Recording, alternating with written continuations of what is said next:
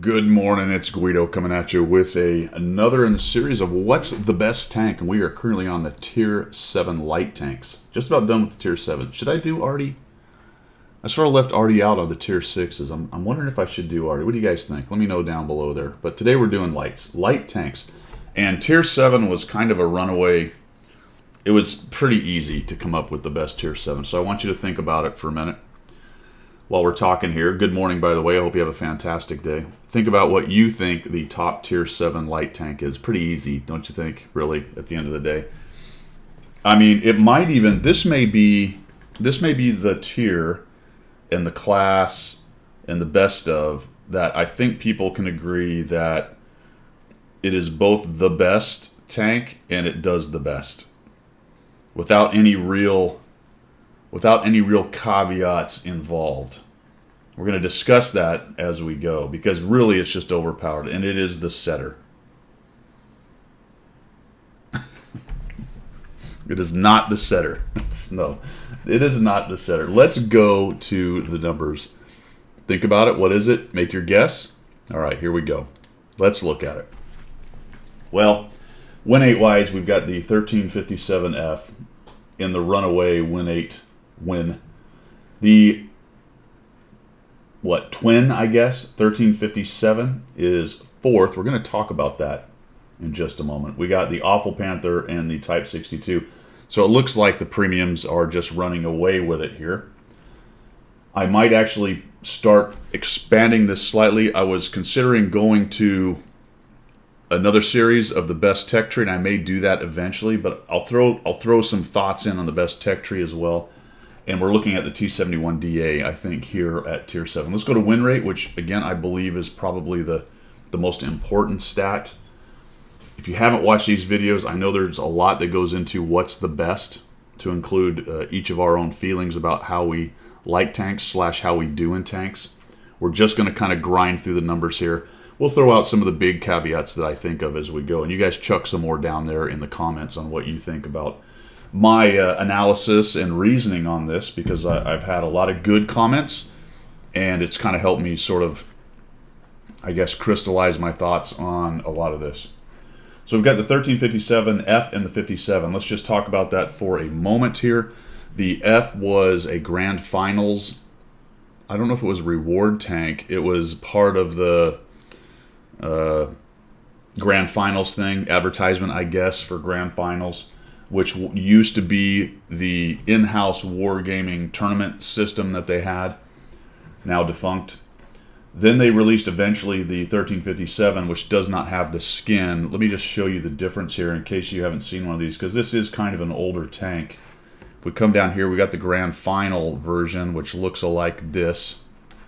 Oh, by the way, this is cool. This is the Memorial Day poppy fields kind of thing. So wargamingleague.net, that was the old Wargaming League thing, and it's just kind of very standard, but that is a camo essentially that you can't take off of the tank.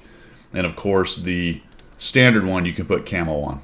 And otherwise they're essentially the same tank, although it might be that their camo is very slightly different. I don't remember if there was some little number in the camo potentially that was just a bit different.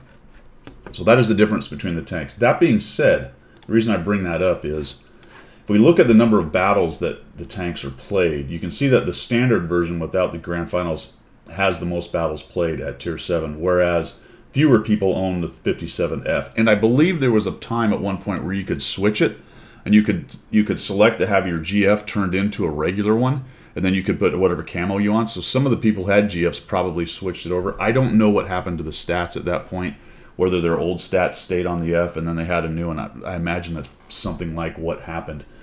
But you add those two together, which are essentially the same tank, and now we have even more battles in this tank. So win rate wise, they're 1 and 2. Boom, boom.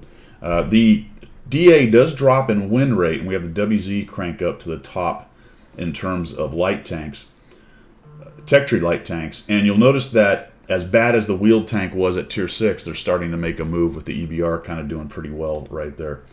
Go to DPG, it's 1-2 yet again. And I will say the F seems to be getting the nod on a lot of these over the 57, other than, yep, it is there, there we go.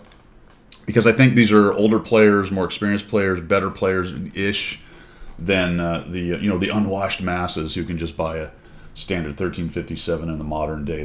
That's my take on it, because this is a considerable jump up in win 8 right here between the two. Although the win rate isn't a whole big difference, and there's not much more in DPG, but they're definitely 1 and 2 in DPG. The DA jumps back up to best tech tree. We go to frags 1, 2. I think we're starting to get the picture here, folks. It's just the best, basically. The DA, though, jumps ahead in frags, or very slightly here anyway, over the Type 52. So now we have a tech tree reaching the top 3. Now we have a tech tree in the top 4. The DA, once again, on damage ratio with the 1, 2, 3 action here between these guys. And this is pretty solid. In fact, I think the Type 62, well, not quite, but it ends up being 3, 4, 3rd, 4th, or 5th. So trading places with some of these. But there's just no movement on the 1357s. The duo just own everything, even survival.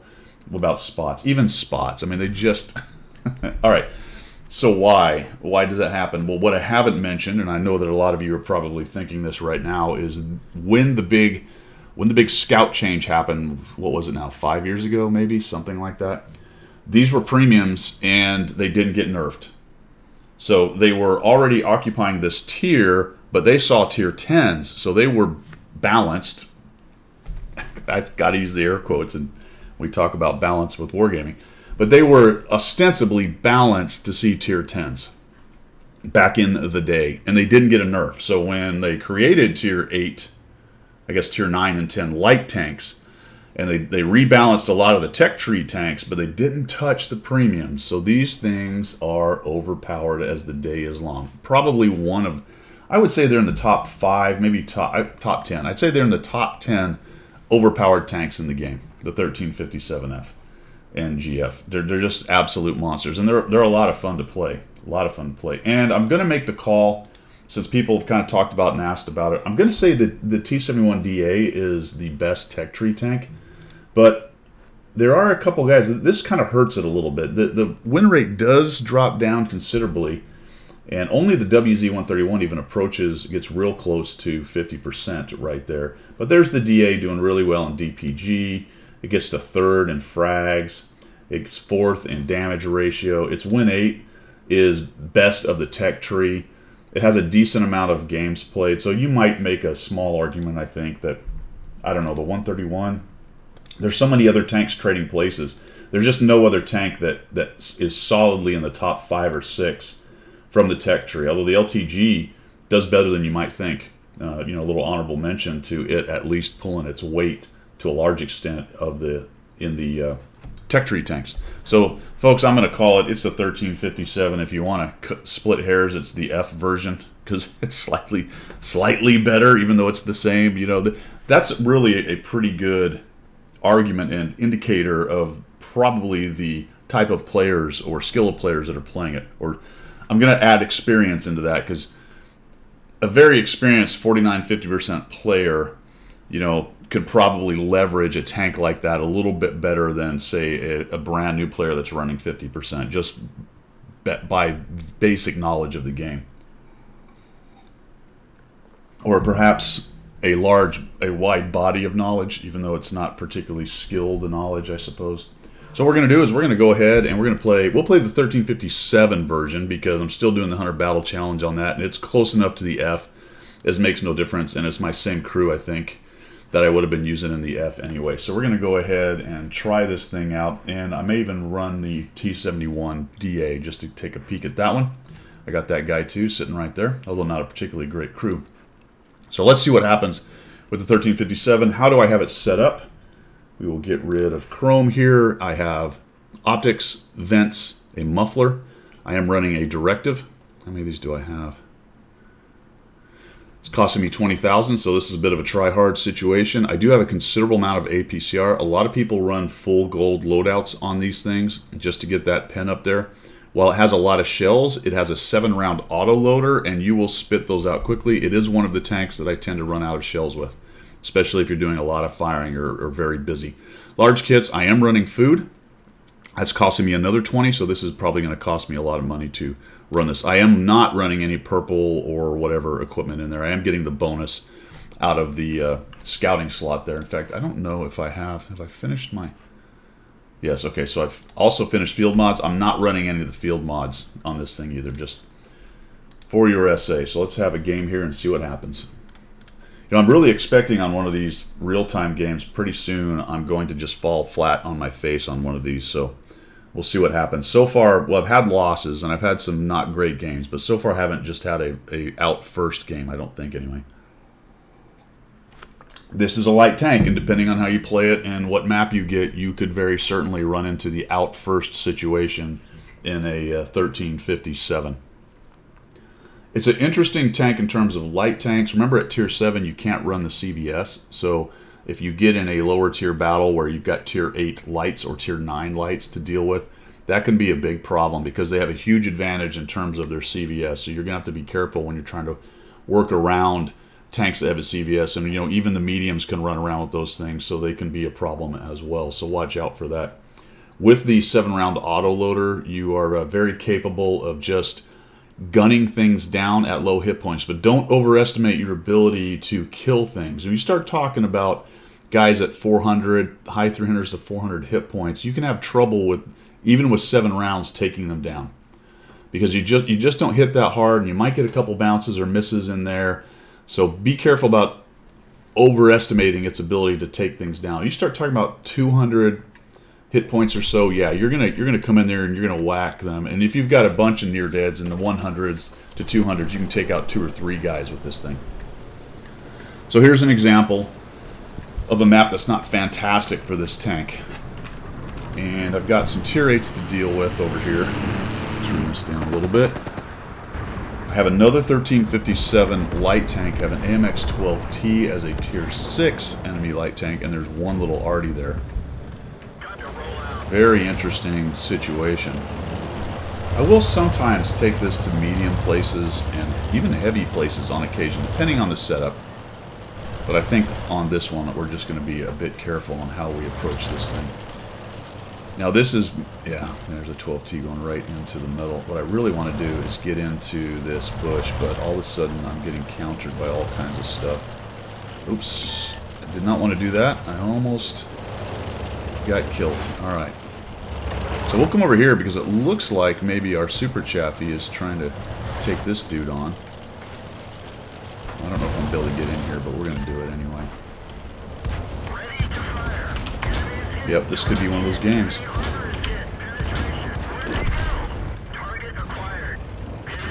Yep, I can't get away. The Skoda T. Oh, look at that. Did I not call that? Did I not call that? Yep. So that is pretty much, that's good though. That's good. I'm glad I showed you that, because that is pretty much how you die as fast as possible in a light tank when you try to get in there and counter other light tanks. So I was able to kill, no I wasn't able to kill, I didn't even kill him. Somebody else killed him. The T-25. And then 12T comes in, and then of course the T-27, which is a nice fast tank, gets up there, and he's got sweeping fire from the south there and takes me out. That's awesome. Let's go get the DA, I'll show you that. I'll show you that. Yeah, the 1357, man, it's probably the best light tank. You know what I mean? All right, next in line here is the DA. We'll see if we can get you a better game. It would be hard to not get a better game, really, unless I just drove forward and drowned or something. I'm running a very similar setup with coated optics, vents, and a muffler, although I don't have the directive in there, and I'm not running food, so a little bit less on the rest of it. But this thing has heat. So you can see I've got 12 heat rounds in it, and let's go ahead and see what we can do with the DA. Could be a very short video. Kind of like this tank. It's pretty good. It's been a long time since I played it, so I don't know that much about it. In fact, I don't even know if this is the... I'm pretty sure this isn't the autoloader version. I'm about to find out. I didn't even look at it that closely. This is a pretty good light tank map, but we are looking at tier 9s, and we do have an EBR, so we're going to have to be careful about getting immediately lit by that guy. I'm expecting probably he's going to run through that middle field. So I would love to go there and get some early lights, but I'll probably get countered by that thing. There is no artillery, which is good. So I may actually go a little aggressive up there and see if I can't see that guy and then run off. But we'll see what happens here. It does have a lot of shells. And it is the autoloader version. There you go. So I thought the CMCD was the... I thought the CMCD was the autoloader version, but clearly not. It is the DA. Alright, so we're going to move up here to the middle. There's a nice bush you can use in here, but getting countered by the EBR could be pretty brutal. I'm just going to kind of hope he doesn't come this way. I'd love to get to this bush and not get spotted by him, but we're about to find out, aren't we? Okay. Well, that's interesting. Where are they? There we go. So we got the TS-5 moving. There's the Barask.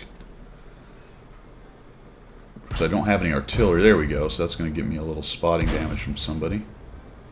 There's an IS cruising along. There we go. I like it. Nope. Okay, so I just got lit because their SPIC just came through and I'm getting shot at from across. I've got to get out of here. Critical hit. We're just going to turtle up here and then reload. Hey, we lost that other battle. Imagine that. So we didn't send much. RBR is AFK. That's not good. Alright, they killed that Barask that was up top there. We have nothing going on the other side. That's not good. Just some kind of TD sitting back. So I'm going to come in here and see if I can't help these guys. The SPIC is certainly a problem for me. We do have what we need in the city to win, which is nice. So where is this SPIC? There it is.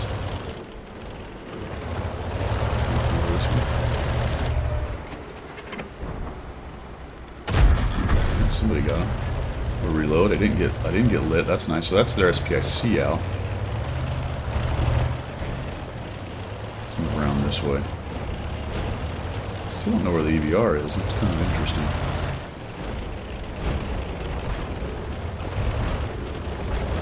Let's see what we got here. Can we sneak some shots on some of these guys? No, I think they're behind the building, huh?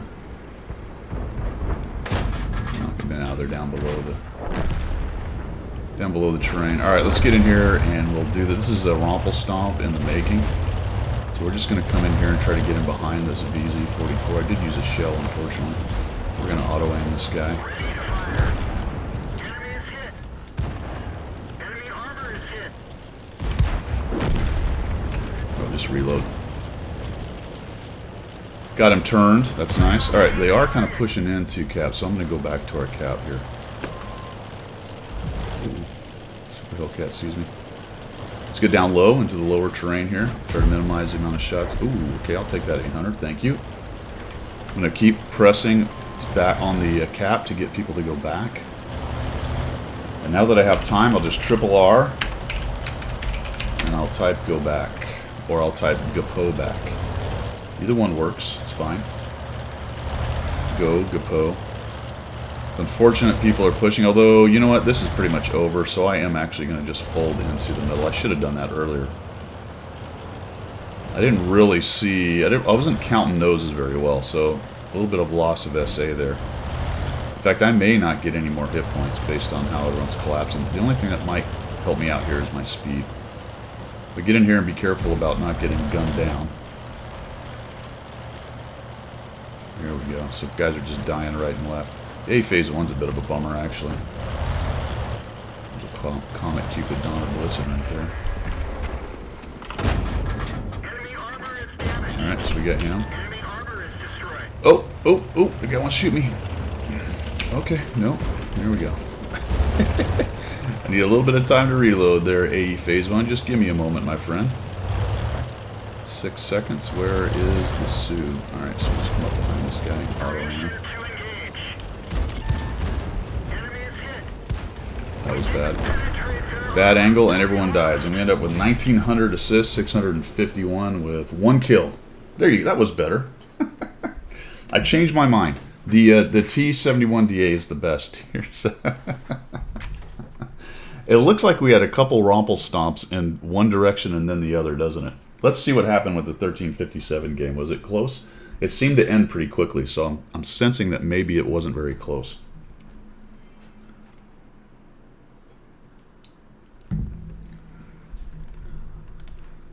Let's see.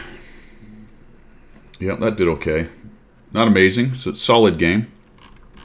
Not a carry by any stretch of the imagination.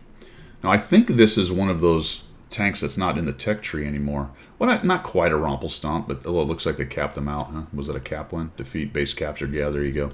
So actually it sort of ground along, didn't it? We just didn't do a whole bunch of anything. Despite going out first or second or whatever it was, I'm right in the middle with the 1357. So let's just check this real quick because I'll be honest, I'm not sure if this is one of those. Where is it? Store? Must be the store.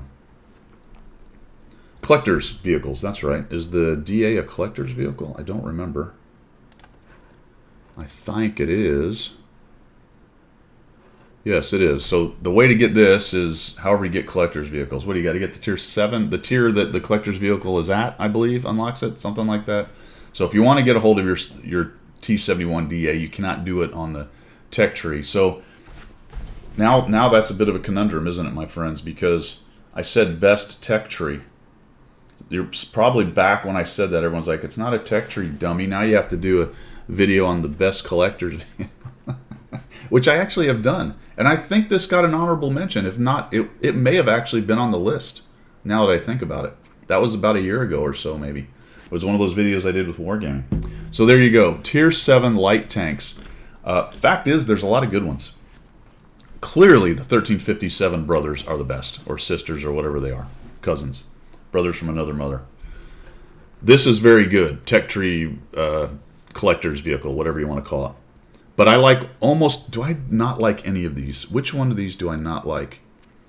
None of them. I like all these tanks. Every one of these is good, in my opinion. The setter, yeah, you can have an argument. Just for a second here, can we just for a second talk about the setter? Let's go back to Chrome and check this out. Where does the setter live in terms of all this? Well, in win 8, it's third from the bottom. Second from the bottom in win rate. Bottom in DPG. Second in frags. Damage ratio last. All right. I was right, I believe, when I did my video on the Brit tanks, that this was probably the weakest of all of them. I didn't hate it. I liked its little tiny size, although there's other tanks down here that are close to the same size. It can hide in a lot of spots. It just suffers quite a bit. So this is a great example of a tank that I liked that is clearly not great in terms of its stats and doesn't do very well, but I do okay in it, 56%, but I think only 100 battles or so. Yeah, 100 battles. 2 marked it, blah, blah, blah. So there you go. You probably have a couple of those tanks as well. But I'm not too bothered really about playing any one of these. The SPIC is hard to love sometimes too. I will have to admit. It does live down at the bottom. Although I think I've 2 marked this guy as well. Is that right? Yeah. Cool. All right, guys. So there you go. Let me know what you think down below. In your opinion, what is the best Tier 7 light tank? And if you don't pick one of the French cousins, you're wrong. All right, that's all I've got. Thanks for coming by. We will see you.